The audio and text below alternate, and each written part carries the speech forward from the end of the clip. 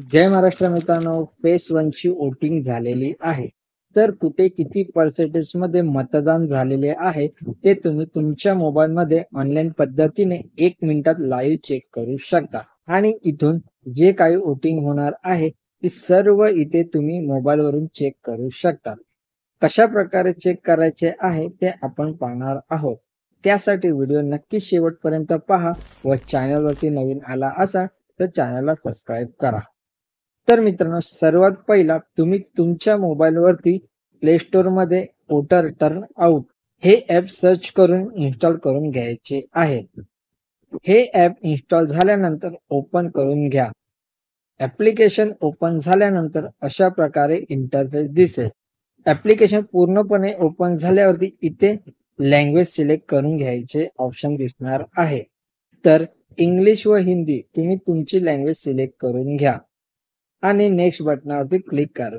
त्यानंतर select election types यामध्ये पहिले ऑप्शन जे आहे म्हणजे पार्लमेंटरी कन्सल्टन्सी जनरल हे सिलेक्ट करून प्रोसीड या बटनावरती क्लिक करायचे आहे.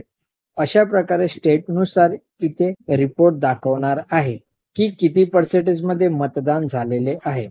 19/4/2024 चा जे फेज 1 आहे ते इथे खालील पाहू शकता. महाराष्ट्राचा किती पर्सेंटेज झालेले आहे ते इथे चेक करू शकता. महाराष्ट्रामध्ये पाहिले तर 61.87% झालेले आहे. यानंतर महाराष्ट्रावरती क्लिक करायचे आहे. तर इथे ऑल PCS चे नाव दाखवतील. भंडारा, गोंदिया, चंद्रपूर, गडचिरोली अशा प्रकारे नावे दिसतील.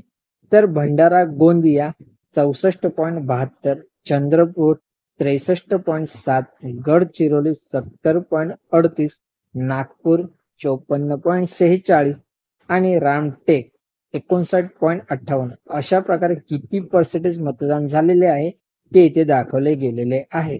तर ऑल ACS मध्ये सुद्धा लाईव्ह दिवसभरात किती पर्सेंटेज मतदान झालेले आहे ते पाहू शकता.